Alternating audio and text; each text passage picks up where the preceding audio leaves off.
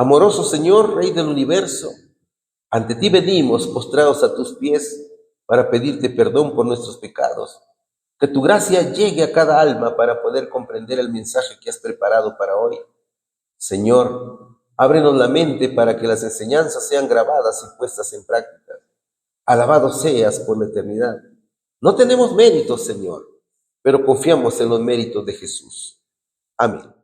Dios, a través del profeta Isaías, nos muestra su tristeza, porque la viña que plantó con amor, en lugar de dar frutos de justicia, de santidad y testimonio fiel, produjo uvas silvestres.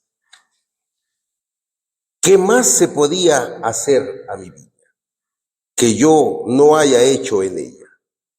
¿Cómo esperando yo que diese uvas, ha dado uvas silvestres? Dice el profeta Isaías en el capítulo 5, versículo 4.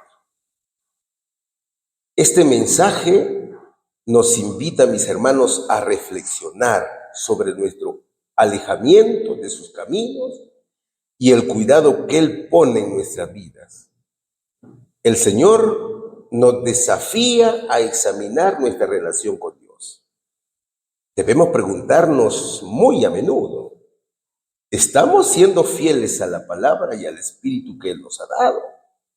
¿O hemos permitido que nuestras raíces se apoyen en seguridades humanas, tradiciones sin vida o actitudes que alejan de la verdadera fe? Sabemos que la historia está llegando a su fin y que pronto vendrá Cristo a buscar a una iglesia preparada, llena de frutos espirituales, genuinos. Las uvas silvestres son un llamado urgente a la conversión, a la santidad diaria y a un compromiso, mis hermanos, renovado con la misión que Dios nos ha encomendado. Que esta reflexión, mis queridos hermanos, nos impulse a abrir nuestros corazones a la obra del Espíritu Santo, para que la viña que Dios ha plantado en nosotros dé frutos abundantes de justicia, de amor, de fidelidad. Viña que Dios ha plantado en cada corazón, mientras esperamos con esperanza el glorioso retorno de nuestro Señor Jesucristo. El tema se titula Uvas silvestres. Mis hermanos, ya estamos aquí. El Señor ha permitido que nos encontremos por este medio para poder compartir su palabra. Así que bienvenidos sean todos a este hermoso encuentro. Te recuerdo que este sábado, 7 de marzo, haremos nuestro acostumbrado ayuno, que será de puesta del sol a puesta del sol.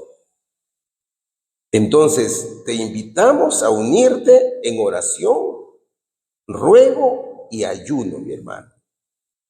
Todo es para nuestro bien, es para nuestro crecimiento espiritual. Vamos a iniciar con la primera pregunta, que dice lo siguiente: ¿qué proverbio era y es inaceptable para el Señor? Seguimos estudiando, como siempre, el libro del profeta Ezequiel, capítulo 18, versículos del 1 al 4. Vino a mí palabra de Jehová diciendo: ¿qué pensáis vosotros, los que usáis este refrán sobre la tierra de Israel, que dice: los padres comieron las uvas agrias, y los dientes de los hijos tienen la dentera? Vivo yo, dice Jehová el Señor, que nunca más tendréis por qué usar este refrán en Israel. He aquí que todas las almas son mías, como el alma del Padre, así el alma del Hijo es mía. El alma que pecare, esa morirá. Deuteronomio capítulo 24, versículo 16 dice: los padres no morirán por los hijos, ni los hijos por los padres. Cada uno morirá por su pecado, dice nuestro Señor. A ver, los versos presentan un refrán, ¿cierto? ¿Cuál era el refrán? El refrán dice así: los padres comieron las uvas agrias, y los dientes de los hijos tienen la dentera. ¿Qué significa la dentera?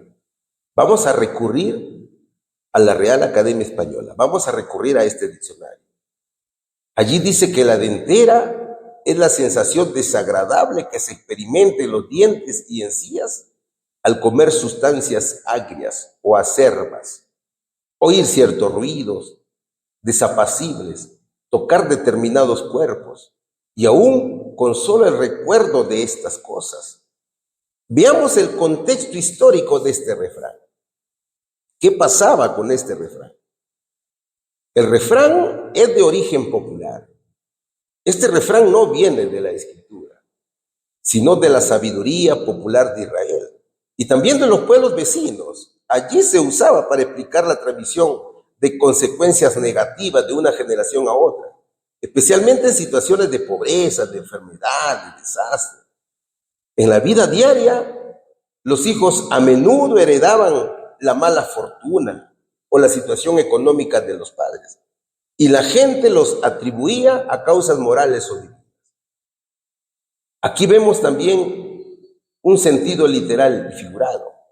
Literalmente, los dientes se dañan por comer uvas agrias en exceso.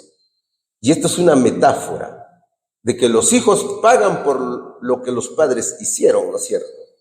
Y figuradamente se pensaba que los pecados o errores de los padres inevitablemente traían castigo o sufrimiento a los hijos. En aquel tiempo, el pueblo creía que estaba sufriendo el castigo de Dios por los pecados de sus antepasados y no por sus propios pecados. Y claro, había una influencia de las culturas vecinas. Refranes similares se encuentran en otras culturas antiguas de Medio Oriente, donde la culpa colectiva, familiar, era una noción común. Y eso reflejaba un entendimiento de justicia más colectivo que individual, típico de sociedades triviales o patriarcales. Y claro, este refrán fue rechazado por Dios. Este proverbio es inaceptable para el Señor porque niega la responsabilidad personal. Mis hermanos, Dios afirma responsabilidad individual. Cada uno es responsable de sus actos, dice. El castigo o la recompensa son personales, no automáticos por herencia.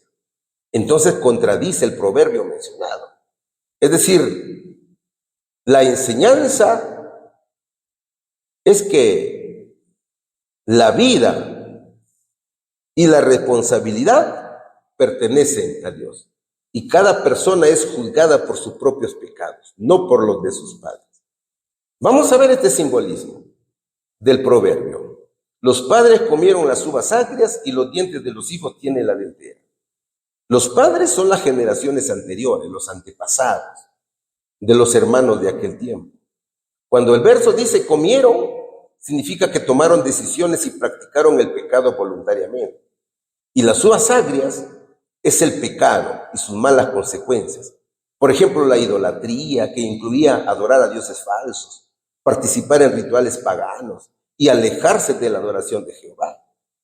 Y aquí los hijos son las generaciones posteriores, mientras que los dientes es la experiencia personal de cada individuo. Y la dentera, ¿qué será? Es el sufrimiento, es el castigo que se pensaba injustamente heredado. Ahora, Deuteronomio capítulo 24, versículo 16 dice: los padres no morirán por los hijos, ni los hijos por los padres. Cada uno morirá por su pecado, dice, ¿no es cierto? Es una ley mosaica que confirma el principio de responsabilidad personal. Es la justicia de Dios que no castiga colectivamente por efecto de nacimiento o la conducta de otros, y complementa lo que Ezequiel profetizó siglos después. Ahora, pon atención aquí, mi hermano. El texto no habla de la naturaleza pecaminosa, no, sino de las consecuencias del pecado. Muchas personas se confunden y piensan que el pecado es un acto voluntario cometido por quien ya tiene uso de razón, ¿no es cierto? Pero la Escritura enseña que cada persona es responsable de su propio pecado. Son las consecuencias de los actos pecaminosos que pueden afectar a otros. Pero esto no significa que hereden la culpa moral de sus padres. Por ejemplo, David y Betsabé, en 2 Samuel capítulo 12. Después de que David pecó con Betsabé, mandó a matar a Urías, ¿no es cierto? El profeta Natán le confronta diciendo que su pecado tendría consecuencias. Aunque David era rey y tenía mucho poder, él tuvo que asumir personalmente las consecuencias de sus actos. Su hijo con Betsabé murió, mostrando que cada quien es responsable de su pecado. Pablo lo dice con mucha claridad, porque la paga del pecado es muerte. Eso es de Romanos capítulo 6, versículo 23. Y la hermana White dice, el pecado de nuestros primeros padres trajo sobre el mundo la culpa y la angustia. Y si no se hubieran manifestado la misericordia y la bondad de Dios, la raza humana se habría sumido en irremediable desesperación. Ese es el texto que habla la hermana White. Hay dos elementos aquí, ponga atención al texto. Consecuencias del pecado, en la cual encontramos culpa, que es el sentimiento de separación de Dios, que es la conciencia de haber hecho algo malo, y angustia, el sufrimiento, el miedo, el dolor y la muerte física y espiritual como consecuencias de la caída. Es importante entender que la culpa aquí no significa que todos nacimos culpables ante Dios por el pecado de Adán, no, sino que la acción de Adán introdujo el pecado en el mundo y afectó a toda la humanidad. La mortalidad, la debilidad, las inclinaciones al mal. Por estos dos elementos se manifestó la misericordia y la bondad de Dios. Dios no abandonó a la humanidad después de la caída. La misericordia y la bondad de Dios se refieren a su plan de salvación mediante Cristo, su paciencia y gracia para guiar a la humanidad de regreso a Él. Sin la intervención divina, la humanidad estaría condenada, sin posibilidad de redención. Entonces se resalta la necesidad absoluta de la gracia y la misericordia de Dios para rescatar a la humanidad caída. La condición para el ser humano hoy es la misma que se dio en el Edén, como lo dice la hermana White. La condición es la obediencia como fruto del Espíritu Santo, es decir, por amor, ¿no es cierto? Entonces, mis hermanos, las reglas de Dios para con el ser humano no han cambiado ni cambiarán. Son las mismas. El Señor con los 10 mandamientos juzgará a cada uno según lo que haya hecho. Es que la salvación es individual. Por eso es necesario aceptar que somos pecadores de nacimiento y aceptar también que Jesús vino a morir por cada uno de sus hijos. ¿Qué proverbio era y es inaceptable para el Señor? Los padres comieron uvas agrias y los dientes de los hijos tienen la dentera. Eso dice la respuesta. Pregunta número 2. ¿Cómo explicó Dios a su pueblo el principio de la responsabilidad y salvación individual? Seguimos estudiando el libro de Ezequiel, capítulo 18, versículo 20. El alma que pecare, esa morirá. El hijo no llevará el pecado del padre, ni el padre llevará el pecado del hijo. La justicia del justo será sobre él, y la impiedad del impío será sobre él, dice el versículo. ¿Qué significa? El alma que pecare, esa morirá. Hay que diferenciar dos cosas, mis hermanos. Pecado en singular de pecados en plural. El pecado en singular es un principio, o poder, o ley. Esa es la naturaleza pecaminosa. Eso lo encontramos en Romanos capítulo 7, versículo 23. Mora en nosotros, reina en el cuerpo. Es una ley, es un poder. Mientras que los pecados, en plural, son los malos actos, las malas acciones que cometemos, sentimientos, pensamientos, acciones, etc. Los pecados son perdonados por Dios, siempre y cuando sean confesados, siempre y cuando haya arrepentimiento. Son frutos de esa ley interior o de la naturaleza pecaminosa. Pablo dice en Romanos capítulo 6, versículo 6, nuestro viejo hombre fue crucificado juntamente con él para que el cuerpo del pecado sea destruido, a fin de que no sirvamos más al pecado, dice. Entonces, el alma que pecare, esa morirá, no se refiere al poder dominante del pecado, a la naturaleza pecaminosa, no. Se refiere al fruto de ese poder, como se manifiesta en pecado imputable.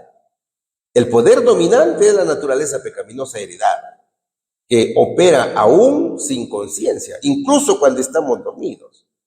Ese poder no es lo que Ezequiel está juzgando. Eso no es así. Lo que Ezequiel menciona es el fruto de ese poder.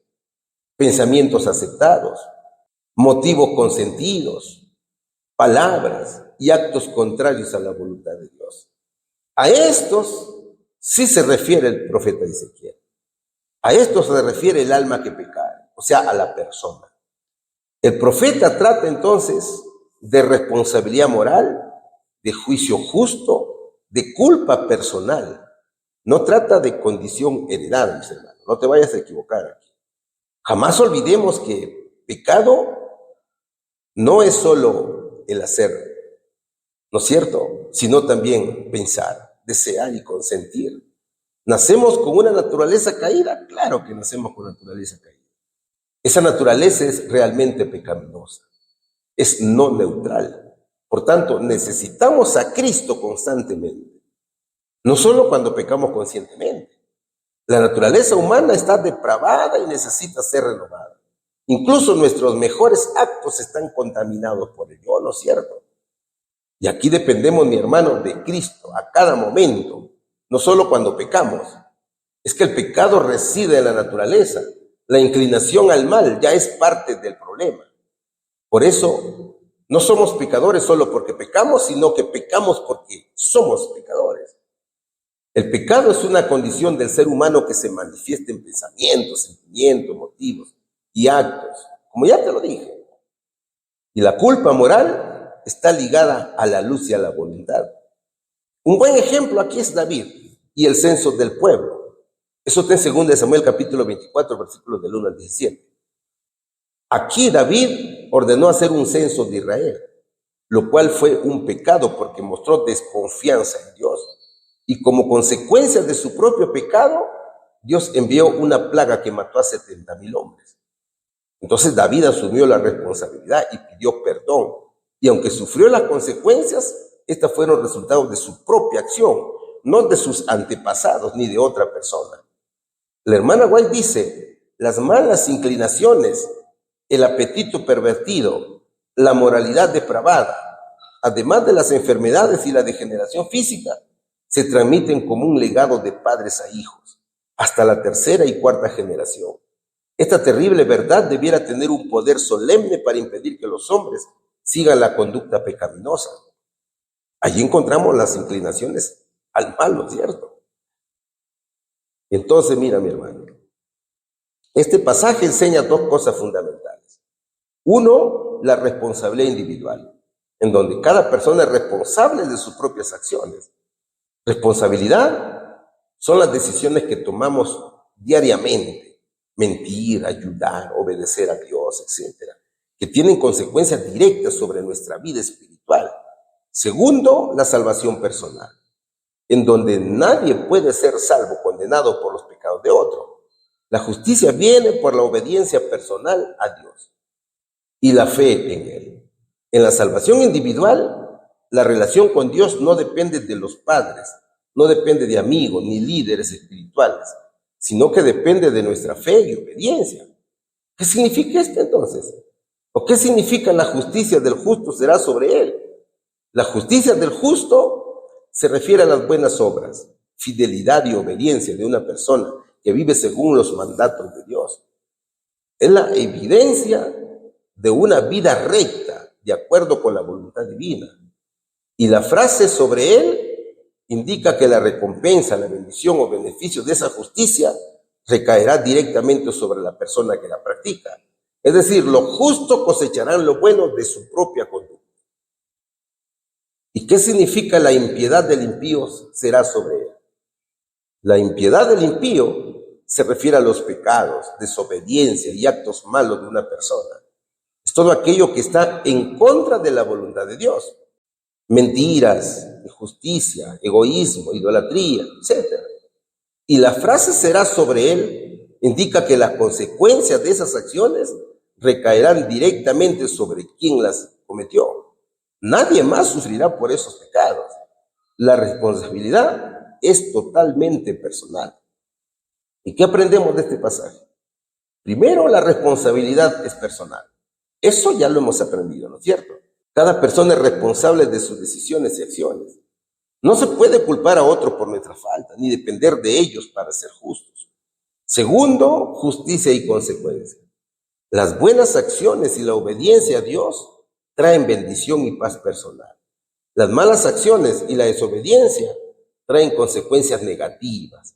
Nadie más sufre por nuestros errores, mis hermanos. Tercero, la salvación es individual. La relación con Dios depende de nuestra propia fe, arrepentimiento y obediencia, ¿no es cierto? No heredamos la salvación ni el castigo, eso hay que entenderlo bien. Cada quien debe decidir vivir en justicia o no. Y cuarto, hay motivación para la vida diaria. Nos recuerda tomar decisiones correctas cada día, aun cuando otros no lo hagan. Nos enseña a ser íntegros y responsables en lo personal, familiar y social. En 3 aspectos, mis hermanos. Entonces, conociendo esto, sentimos que necesitamos más cada día de nuestro Señor Jesucristo. Sentimos que necesitamos más de un Salvador. ¿Cómo explicó Dios a su pueblo el principio de la responsabilidad y salvación individual? Cada persona es responsable de sus propios actos y recibirá las consecuencias de ellos, buenas o malas. La salvación depende de la justicia y obediencia individual, no de los pecados o méritos de otros. Claro, esa obediencia es fruto del Espíritu Santo, ¿no es cierto? Pregunta número 3. Estamos estudiando la lección número 9, que lleva por título Uvas Silvestres. ¿Qué ejemplo explicativo basado en 3 generaciones fue dado? ¿Qué dice Ezequiel? Capítulo 18, versículos 5, 10 y 14. Y el hombre que fuere justo e hiciere según el derecho y la justicia. Mas, si engendrare hijo ladrón, derramador de sangre, o que haga alguna cosa de estas. Pero si éste engendrare hijo, el cual viere todos los pecados que su padre hizo, y viéndolos no hiciere según ellos. Ezequiel enfatiza que cada persona es responsable de sus propios actos y no heredará el castigo por los pecados de sus padres. Sin embargo, también muestra que si alguien hace justicia puede vivir. Si hace maldad, sufrirá las consecuencias. Aquí la enseñanza central es la responsabilidad individual. Cada generación enfrenta sus propias decisiones ante Dios. Los pecados o virtudes de los padres no determinan automáticamente el destino de los hijos, mi hermano. ¿Cómo es esto? Ezequiel capítulo 18, versículo 5, habla de una persona justa, que cumple la ley y hace lo recto. Ezequiel capítulo 18, versículo 10, describe a alguien que cumple los mandamientos de Dios y no oprime al prójimo. Mientras que Ezequiel capítulo 18, versículo 14, se refieren a alguien que peca y hace lo malo, incluso si sus padres no pecaron. ¿Cuáles son entonces estas 3 generaciones? La primera generación es el abuelo. Eso está en el versículo 5. Esta persona vive según la justicia y enseña a su familia el respeto a Dios y los demás. Aunque él sea justo, su justicia no garantiza automáticamente la salvación de sus descendientes, sino que cada uno debe elegir obedecer a Dios por sí mismo. Segundo, encontramos aquí al padre, que es la segunda generación. Eso está en el versículo 10. Crece en un hogar justo, pero decide desviarse del camino y cometer injusticias. Aunque haya tenido buenos ejemplos, sus propias acciones determinan su destino. La justicia entonces de sus padres no lo protege. Y la tercera generación son los hijos. Está en el versículo 14. Observa esta generación los errores del padre, pero decide vivir rectamente, ayudando a los necesitados y siguiendo los mandamientos. Aunque el padre pecó, el hijo no hereda este pecado. Él será recompensado por su propia obediencia y justicia. ¿Cuál es el ejemplo aquí? El ejemplo aquí práctico es David, Salomón y Roboam. La primera generación es David, ¿no es cierto? David fue un hombre conforme al corazón de Dios, pero cometió pecado grave con Betsabé y Urías. Este pecado produjo uvas silvestres, es decir, consecuencias negativas que afectaron a su familia. Conflicto entre hijos, rebeliones, muerte de hijos. Aquí las uvas silvestres son las consecuencias del pecado de David que impactan directamente a la siguiente generación. La segunda generación es Salomón. Salomón, hijo de David, comenzó siguiendo a Dios y fue muy sabio. Salomón comenzó justo, pero se dejó influir por personas extranjeras y adoró dioses falsos al final de su vida.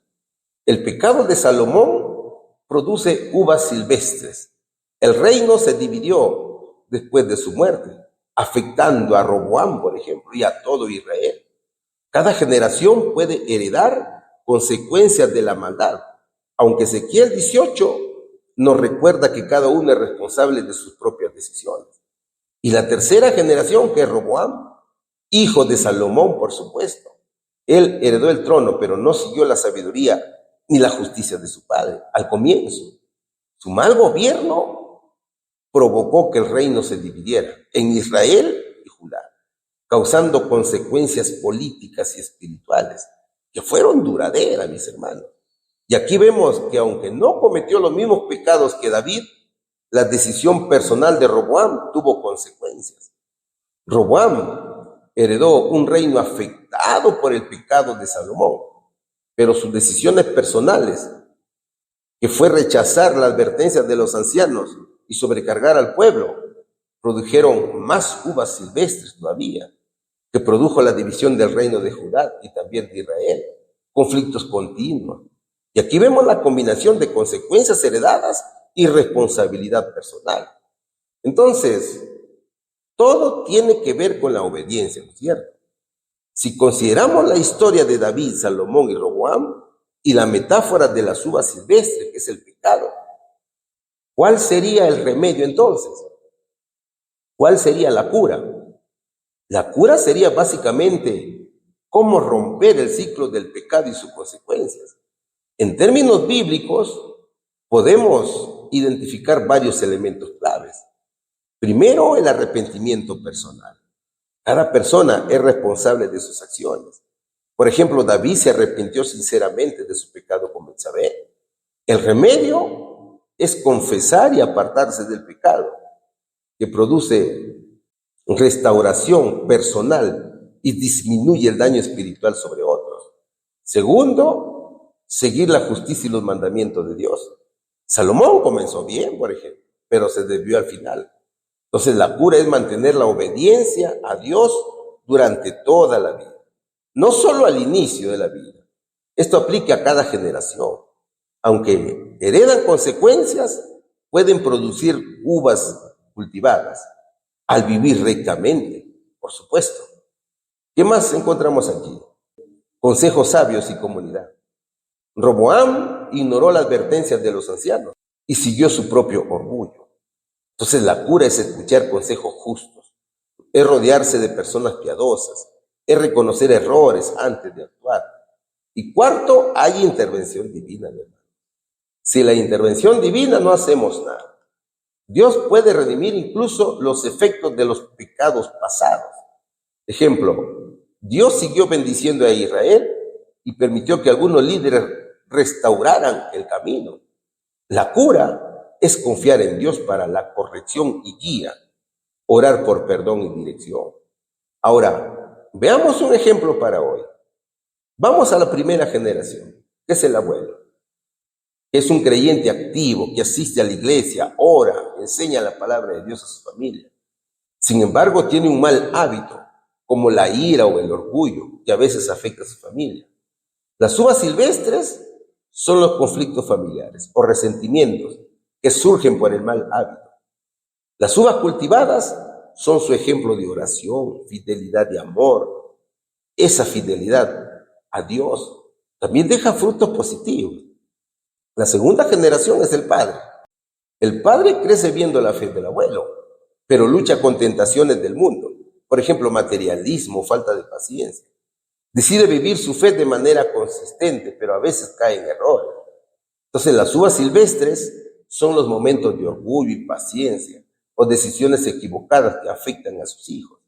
Mientras que las uvas cultivadas serían que enseña a sus hijos a orar, lee la Biblia en familia, busca servir a Dios. ¿Y qué hay de la tercera generación? ¿Qué es el hijo? nace en un hogar con desafíos heredados, con conflictos familiares o hábitos negativos de padres y abuelos, pero observa tanto los errores como los aciertos y decide seguir a Dios con convicción, sirviendo en la iglesia, mostrando amor y paciencia. Las uvas cultivadas aquí son su obediencia, su carácter y el servicio que producen fruto bueno, rompiendo el ciclo de las uvas silvestres heredadas. Claro, las uvas cultivadas llegarán siempre y cuando la persona se arrepienta, pida perdón y vuelva a los caminos del Señor, ¿no es cierto? Eso tenemos que tener en cuenta. ¿Qué ejemplo explicativo basado en 3 generaciones fue dado? El primero, peca y genera consecuencias. El segundo, puede desviarse o corregir el camino. Y el tercero, enfrenta resultados heredados, pero es responsable de sus propias decisiones. Pregunta número 4. ¿Qué nos dice la pregunta número 4, hermano? Está interesante la lección, ¿cierto? ¿Qué explicación adicional se dio? Eso está en Ezequiel capítulo 18, versículos del 21 al 24. Mas el impío, si se apartare de todos sus pecados que hizo y guardare todos mis estatutos e hiciere según el derecho y la justicia, de cierto vivirá, no morirá. Todas las transgresiones que cometió no le serán recordadas. En su justicia que hizo vivirá. ¿Quiero yo la muerte del impío? Dice Jehová el Señor. No, vivirá si se aparta de sus caminos. Mas si el justo se apartara de su justicia y cometiere maldad e hiciere conforme a todas las abominaciones que el impío hizo, vivirá él. Ninguna de las justicias que hizo le serán tenidas en cuenta.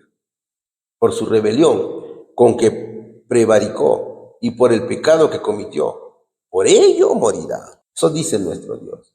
A ver, de acuerdo a los pasajes, Dios se muestra justo, misericordioso y respetuoso de la libertad humana y ofrece oportunidades reales de cambio a cada persona.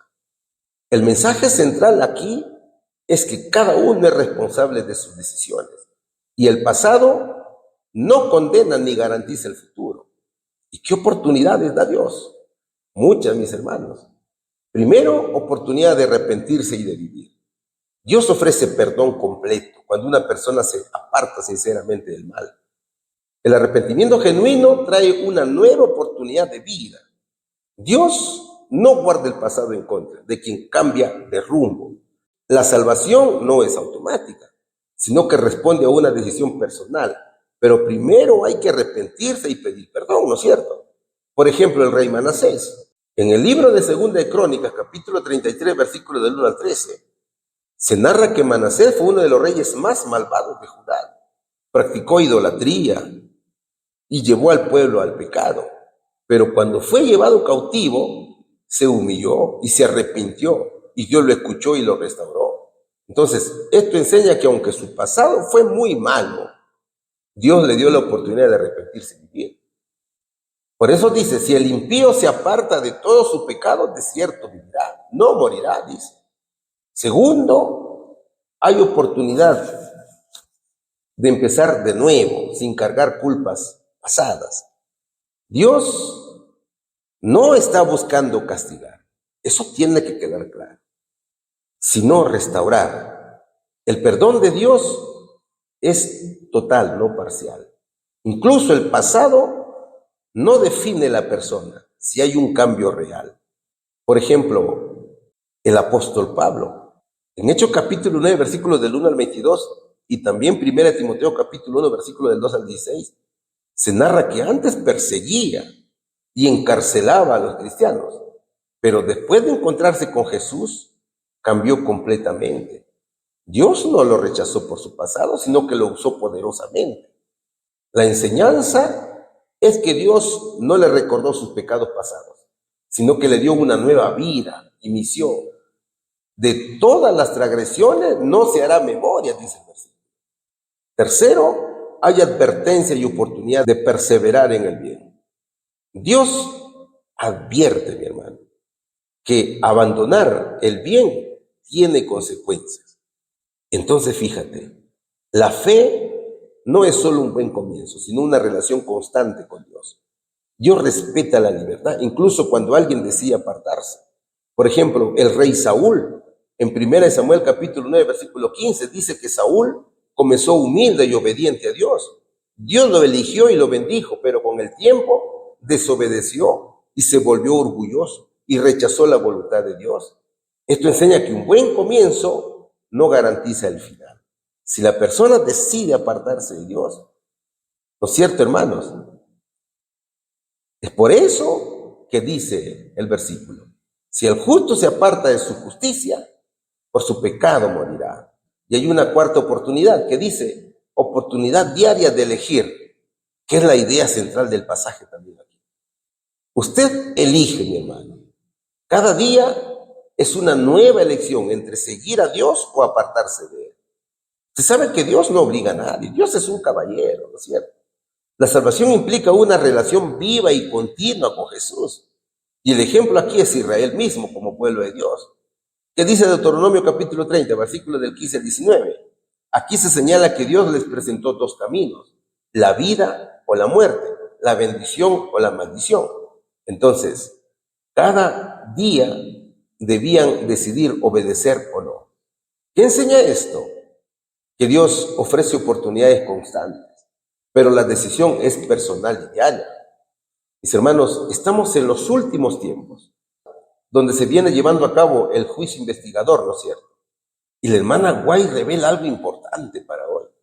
Ella dice, a medida que los libros de registro se van abriendo en el juicio, las vidas de todos los que hayan creído en Jesús pasan ante Dios para ser examinadas por Él, empezando con los que vivieron primero en la tierra.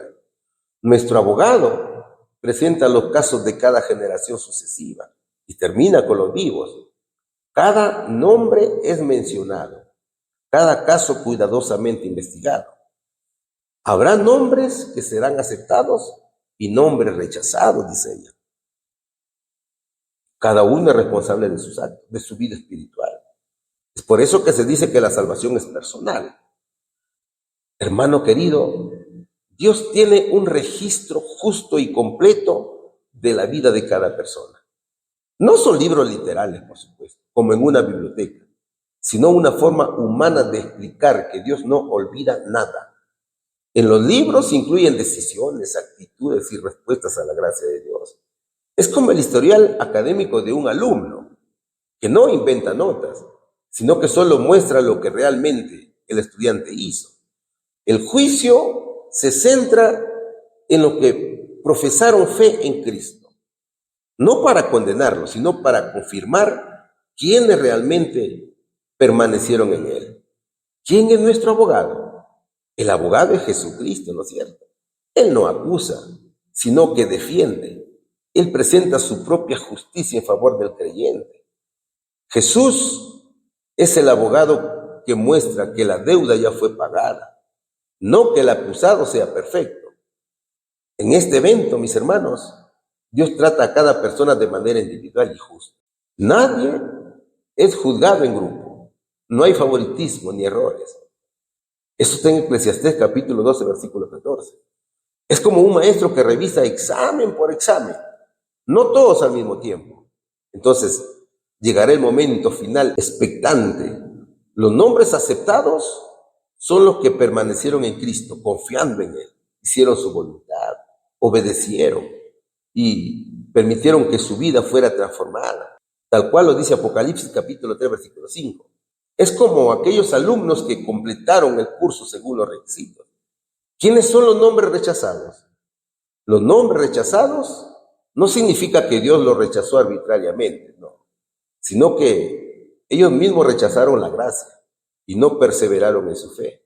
Es decir, cuando una persona conserva en el registro de su vida pecados que nunca confesó ni abandonó, esos pecados no quedan perdonados.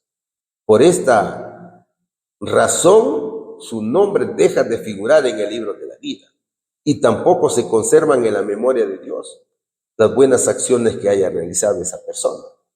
Y Jehová respondió a Moisés: al que pecare contra mí, a este raeré yo de mi libro, dice. Eso dice la palabra de Dios. Son los pecados que no se han perdonado, mis hermanos, los que dan como resultado que el Señor nos borre del libro de la vida. Entonces, mis hermanos, Dios revisa cada vida para mostrar que los que se salvan lo hacen por confiar, por creer, por hacer la voluntad de Jesús. Y los que se pierden es porque rechazaron esa oportunidad. ¿Qué explicación adicional se dio? Dios juzga a cada persona por sus decisiones actuales. El pecador que se arrepiente vive, y el justo que se aparta del bien pierde la vida. Esa sería la respuesta, ¿no es cierto? Pregunta número 5. ¿Cómo abordó Dios la cuestión de la justicia en el trato con su pueblo? Y seguimos estudiando el libro del profeta Ezequiel, capítulo 18, versículos del 25 al 29. Y si dijerais, no es recto el camino del Señor, oíd ahora, casa de Israel, no es recto mi camino. ¿No son vuestros caminos torcidos? Apartándose el justo de su justicia y haciendo iniquidad, él morirá por ello, pero la iniquidad que hizo, morirá. Y apartándose el impío de su impiedad que hizo, y haciendo según el derecho y la justicia, hará vivir su alma. Porque miró y se apartó de todas sus transgresiones que había cometido. De cierto vivirá, no morirá. Y si aún dijere la casa de Israel, no es recto el camino del Señor, ¿no son rectos mis caminos, casa de Israel?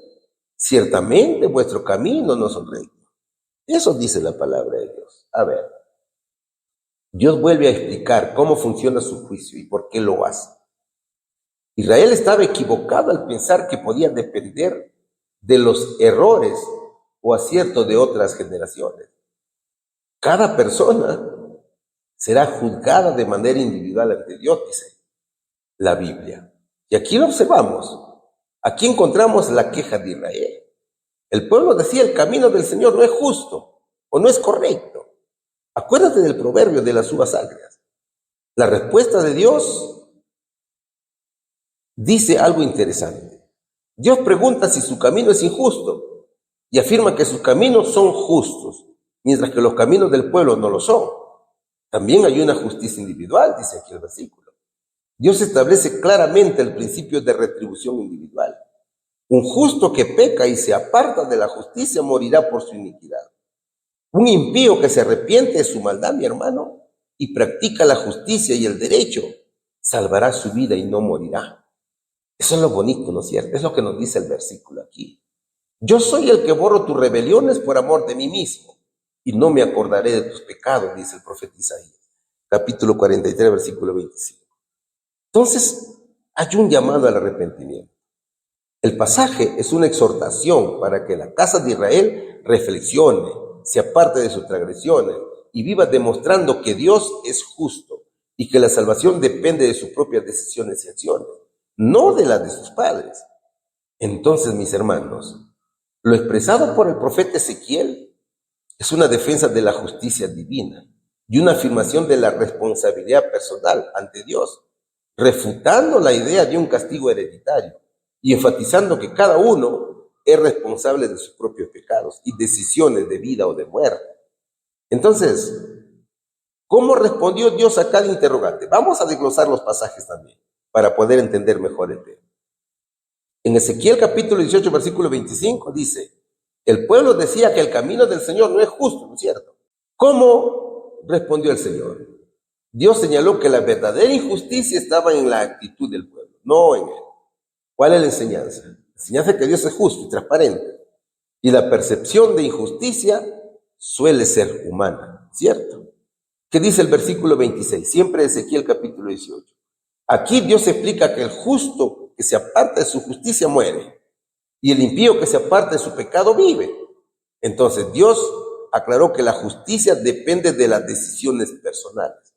Por eso que el ser humano tiene libre albedrío, ¿no es cierto? Por supuesto, depende de las decisiones personales, no del pasado ni de otros. Entonces aquí la enseñanza es que cada persona es responsable de sus actos. ¿Y qué más? Ezequiel 18, 27 dice, si el impío vuelve de sus caminos y hace lo que es justo, salvará su vida. Aquí Dios revela que el arrepentimiento cambia la situación. Y esto enseña que la justicia de Dios incluye misericordia y oportunidad de cambio. ¿Qué dice Ezequiel capítulo 18, versículo 28? Si el justo se aparta de su justicia y hace lo malo, morirá. El Señor, mis hermanos, reafirmó que no basta comenzar bien. La perseverancia aquí es la clave. ¿Cuál es la enseñanza? La enseñanza es que la justicia de Dios es constante y coherente. Mientras que Ezequiel capítulo 18, versículo 29 dice que Dios invita al pueblo a volver de su mal camino. El Señor llamó al arrepentimiento y explicó que la salvación está disponible. Y esto enseña que Dios es justo, pero también da oportunidades de restauración. ¿Qué dice el hermano Aguay, mis hermanos? A todos los que se hayan arrepentido verdaderamente de su pecado y por medio de la fe reclamen la sangre de Cristo como su sacrificio expiatorio, se les ha inscrito el perdón frente a sus nombres en los libros del cielo. Como llegaron a ser partícipes de la justicia de Cristo y su carácter está en armonía con la ley de Dios, sus pecados serán borrados y ellos mismos serán considerados dignos de la vida eterna. Eso dice el hermano Aguay. El hermano Aguay habla de la perfecta justicia de Cristo. Primero, arrepentimiento y fe. El texto menciona que aquellos que se arrepienten de sus pecados y confían en la sangre de Cristo como sacrificio expiatorio, reciben el perdón. Aquí la justicia de Cristo se imputa a los creyentes arrepentidos. Segundo, hay participación en la justicia de Cristo. Cuando una persona acepta al Señor Jesús, su carácter empieza a reflejar la obediencia y perfección de Cristo. Todo es por amor y todo es fruto del Espíritu Santo. Aquí los pecados son borrados y la persona es considerada justa ante Dios. Tercero, hay inscripción en los libros del cielo. Esto simboliza la seguridad de la salvación. La obediencia de Cristo hace posible que los creyentes sean contados como dignos de la vida eterna, porque su justicia se aplica a ellos. Mis hermanos, nosotros no tenemos méritos para presentarnos justos ante Dios, no. Son los méritos de Cristo los que nos hacen justos ante Dios Padre. Y cuarto, hay vida eterna. Todo el texto apunta a que la vida perfecta de Cristo es el fundamento que permite a los creyentes recibir la salvación y ser declarados justos. Sin la vida y obediencia del Señor Jesús, los pecados humanos no podrían ser perdonados de manera plena. Entonces, como pecadores de nacimiento que somos, siempre vamos a requerir de la justicia de Cristo, de sus méritos benditos que nosotros no tenemos. Solo con la justicia de Cristo podemos ser aceptados por el Padre, ¿no es cierto? ¿Cómo abordó Dios la cuestión de la justicia en el trato con su pueblo? Dios aborda la justicia haciendo que cada persona responda por sus propios actos. Si se arrepienten de su maldad, recibirán vida en lugar de muerte. Pregunta número 6. Seguimos estudiando la lección número 9, cuyo título es Uvas silvestres. ¿Qué invitación hace el Señor? Esa respuesta nos la va a dar Ezequiel, capítulo 18, versículos del 30 al 32. Por tanto, yo os juzgaré a cada uno según sus caminos. Oh casa de Israel, dice Jehová el Señor, convertíos y apartaos de todas vuestras transgresiones, y no os será la iniquidad causa de ruina. Echad de vosotros todas vuestras transgresiones con que habéis pecado, y haceos un corazón nuevo y un espíritu nuevo. ¿Por qué moriréis, casa de Israel? Porque no quiero la muerte del que muere, dice Jehová el Señor. Convertíos pues y viviréis. A ver, ¿cuál es la invitación según los pasajes? Primero, apartarse del pecado. Apartaos de todas vuestras transgresiones, dice. De todas, dice. No dice de algunas, ¿no es cierto? De todas. Esto es dejar atrás el pecado y las malas acciones. Segundo, es arrepentirse sinceramente. El pecado produce tristeza, ¿no es cierto, hermanos? Es reconocer el pecado y cambiar la actitud hacia Dios.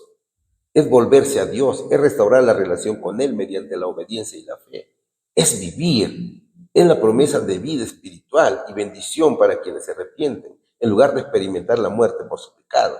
Es alegrarse con el perdón. Dios no quiere la muerte del pecador, mi hermano, sino que todos se arrepientan y sean salvos. Mis hermanos, creer que la salvación o condenación dependen de la familia o la comunidad es un grave error. Dios dejó claro que cada persona es responsable ante Él. Dios quiso que todos comprendieran que no desea la perdición de nadie, sino que todos se vuelvan al arrepentimiento. Y eso lo dice Pedro en el capítulo 3, versículo 9. El Señor no tarda su promesa, según algunos la tienen por tardanza, sino que es paciente para con nosotros, no queriendo que ninguno perezca, sino que todos procedan al arrepentimiento. Meditemos aquí, mis hermanos, cuando Jesús lloró junto a la tumba de Lázaro. A pesar de que sabía que le devolvería la vida, su llanto nos recuerda la tristeza que el pecado trajo al mundo. Pues la muerte llegó por la desobediencia del hombre, no por voluntad de Dios. Entonces, haceros un corazón nuevo y un espíritu nuevo, dice. Dios está llamando a cada persona a transformarse interiormente, no solo a cambiar sus acciones externas, no. Esto significa dejar atrás los pensamientos, los deseos, las actitudes que llevan al pecado y reemplazarlos con un corazón lleno de amor, de obediencia y sensibilidad hacia Dios. Mis hermanos, para vivir en el cielo, se tiene que empezar a vivir aquí en la tierra. La hermana White dice, convertíos, porque el carácter que adquiráis durante el tiempo de gracia será el carácter que tendréis cuando venga Cristo. Si queréis ser santos en el cielo, debéis ser santos primero en la tierra. Los rasgos de carácter que cultivéis en la vida no serán cambiados por la muerte ni por la resurrección. Saldréis de la tumba con la misma disposición que manifestasteis en vuestro hogar y en la sociedad. Jesús no cambia nuestro carácter al venir. La obra de transformación debe hacerse ahora, dice este hermoso texto. Dios, mis hermanos, invita a un cambio interno, radical, para que la vida triunfe sobre la muerte. ¿Por qué moriréis, casa de Israel?, se pregunta. Dios lamenta que la gente persiste en el pecado y como consecuencia esté caminando hacia la muerte espiritual y física. Es una llamada entonces urgente al arrepentimiento, recordando que la muerte es consecuencia de la desobediencia, no de la falta de amor de Dios. Hermanos queridos, la transformación del carácter ocurre durante el tiempo de gracia, no en otro tiempo. Eso ocurre mientras aún vivimos y tenemos oportunidad de elegir. El carácter que cultivemos ahora será el mismo que tengamos cuando venga Cristo. No podemos depender de la muerte o la resurrección para cambiarlo, ¿no es cierto? La santidad, mi hermano, es progresiva, es práctica. Ser santo en el cielo requiere ser santo aquí en la tierra, en nuestra vida diaria, en la familia, en la sociedad, en nuestras decisiones personales. Ya lo decía la hermana White, Dios no cambia nuestro carácter al venir. La transformación, entonces, es un proceso que debemos aceptar y permitir ahora que se realice, mis hermanos. La gracia nos da la capacidad, pero la elección y la práctica del bien son nuestras, mis queridos hermanos. Nosotros elegimos. Entonces, la salvación y la vida eterna no solo dependen de la fe, sino de permitir que la gracia transforme nuestro carácter mientras vivimos. La obra de santificación no puede posponerse hasta la muerte, sino que debe realizarse ahora. Jamás olvides que todo es obra del Espíritu Santo, no tuya, no de usted, y tampoco es mía, mi hermano. Es el Espíritu Santo que convierte el corazón, que cambia los deseos y motiva a vivir en obediencia a Dios.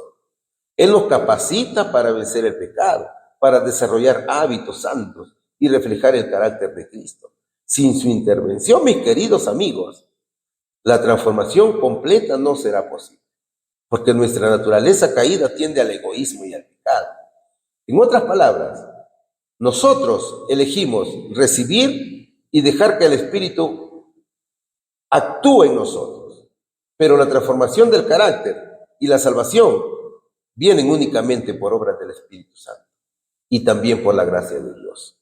El Espíritu Santo convierte el corazón, cambia los deseos y nos capacita para reflejar el carácter de Cristo. Mientras que nuestra parte consiste en permitir que el Espíritu Santo obre en nuestra vida. No en ganarnos la salvación. ¿Qué dice la respuesta aquí? ¿Qué invitación hace el Señor? El Señor invita al arrepentimiento, a apartarse del pecado y a volverse a Él para recibir perdón y vida. Pregunta número 7.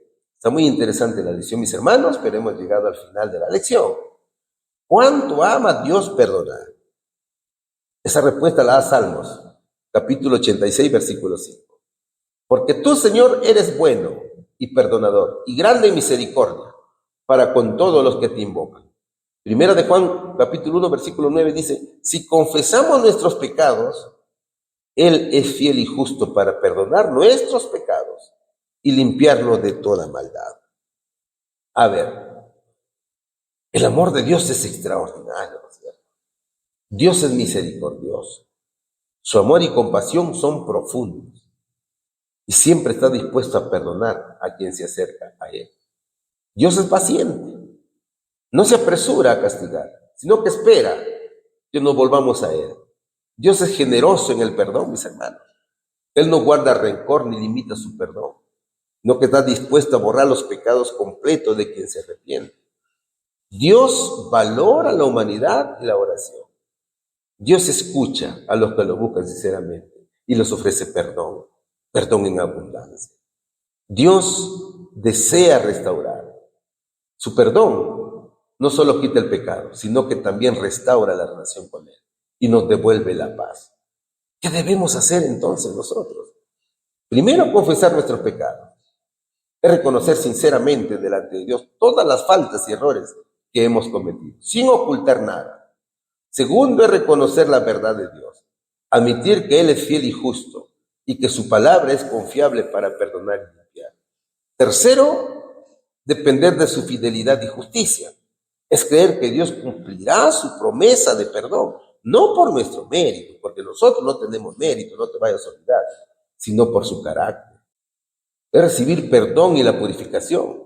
Es confiar que al confesar, Dios borrará nuestros pecados y nos limpiará de toda maldad. Hay que mantener una vida de honestidad espiritual. La confesión genuina lleva a vivir en sinceridad con Dios, alejándonos del pecado. Ahora, cuando se habla de pecados, Juan no se está refiriendo a la naturaleza pecaminosa o al poder del pecado inherente en el ser humano, no, sino a los actos concretos de pecado que una persona comete, palabras, pensamientos, decisiones y acciones que violan la voluntad de Dios.